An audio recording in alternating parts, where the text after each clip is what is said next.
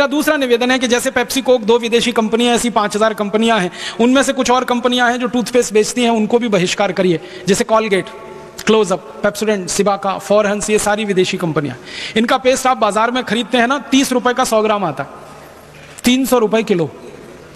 पढ़े लिखे लोग बहुत टूथपेस्ट इस्तेमाल करते हैं, गाय का घी नहीं खाते, 150 रुपए किलो, 300 रुपए किलो का पेस्ट मुंह में लगा के वॉश बेसिन में थूकते रहते हैं और कहते हैं हम बहुत स्मार्ट हैं, क्योंकि दिन में 3-3 बार थूकते हैं।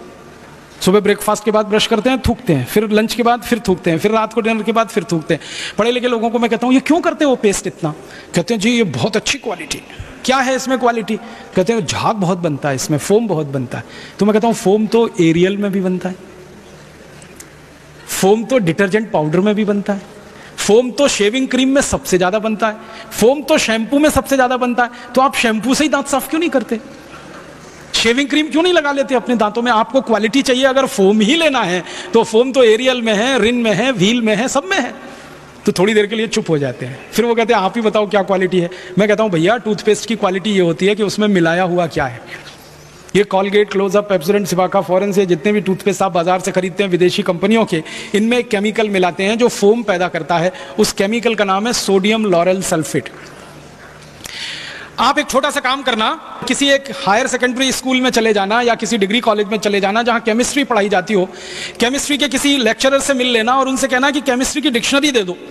हर स्कूल कॉलेज में केमिस्ट्री की डिक्शनरी होती है, जैसे इंग्लिश की डिक्शनरी ना, वैसे केमिस्ट्री की डिक्शनरी। केमिस्ट्री की डिक्शनरी खोलना और उसमें यह शब्द पढ़ना, सोडियम लॉरेल सल्फेट।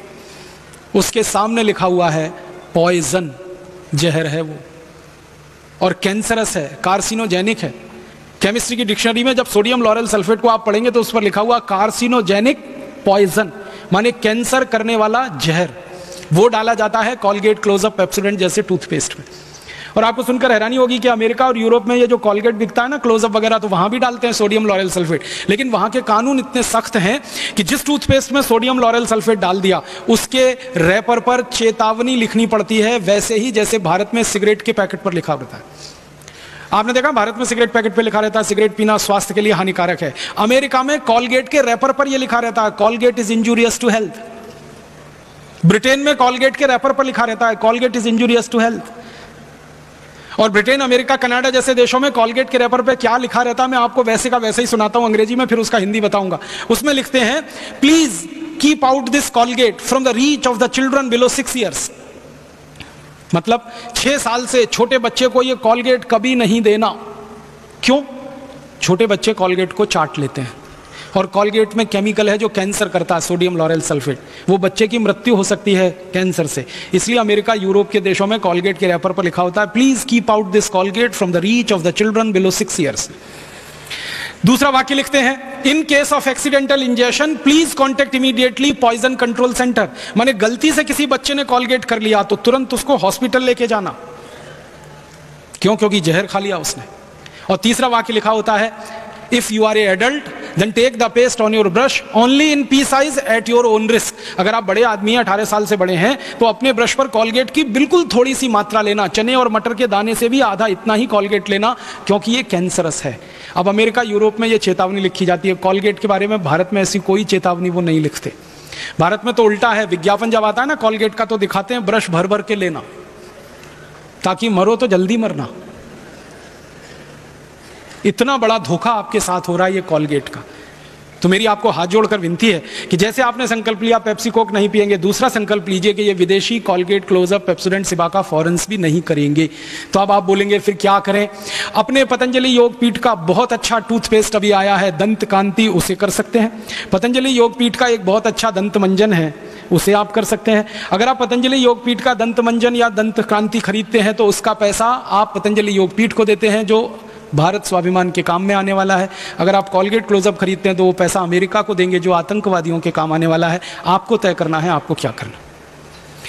मेरी तो आपको रिक्वेस्ट है, विनती है कि आप दंतकांति खरीदें या दंतमंजन खरीदें या कोई और स्थानीय स्वदेशी दंतमंजन खरीदें, नहीं तो नीम का दातुन करें, बबूल का दातुन करें, कोई भी ऐसा काम करें जिससे भारत का पैसा अमेरिका ना जाए। स्वदेशी दंतमंजन, स्वदेशी जैसा टूथपेस्ट इस्तेमाल करके भारत का पैसा बचाएं। और एक सिंपल सी बात बताता हूं कि अगर सारे लोग कॉलगेट क्लोजअप खरीदना बंद कर दें, हजारों करोड़ रुपए देश का बचे। उतने ही रुपए का अगर हम दंतमंजन खरीदें, लाखों लोगों को दंतमंजन बनाने का रोजगार हम दे सकते हैं इस देश में। तो रोजगार बढ़ता है, गरीबी दूर होती है, अपने देश के पैसे की बचत होती है और हम स्वदेशी और भारतीयता के सिद्धांत का पालन करते हैं। यहां से आपके जीवन को शुरू करें। और जो लोग दातुन नहीं कर सकते वो उंगली से मंजन करें। काला दंतमंजन आता है, लाल दंतमंजन आता है, सबसे बढ़िया दंतमंजन नमक मीठू, वो आपके सबके घर में है। दंतमंजन क्यों करें? क्योंकि ये जो उंगली होती है, दाहिने हाथ की पहली उंगली, इसमें एक मेरिडियन पॉइंट होता है। एक्यूप्रेशर का विज्ञान बताता है कि दाहिने हाथ की पहली उंगली में लार्ज इंटेस्टाइन का एक मेरिडियन पॉइंट है। तो जितनी देर आप उंगली से दांत साफ करते हैं, दांतों की सफाई होती है, मसूड़ों की मालिश होती है, उससे भी बड़ा काम होता है, आपकी बड़ी आंत की पूरी सफाई होती है, आपको मालूम नहीं है।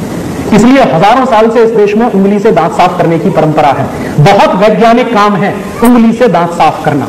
तो या तो उंगली से दांत साफ करिए या करिए दातुन, दोनों बेस्ट क्वालिटी हैं। हिंदुस्तान का सैकड़ों करोड़ रुपए। मेरी आपसे एक ही विनती है, वो ये कि कभी भी विदेशी वस्तुओं में क्वालिटी देखने की कोशिश ना करें। कोई क्वालिटी उनमें होती नहीं, उनमें सिर्फ विज्ञापन होता है।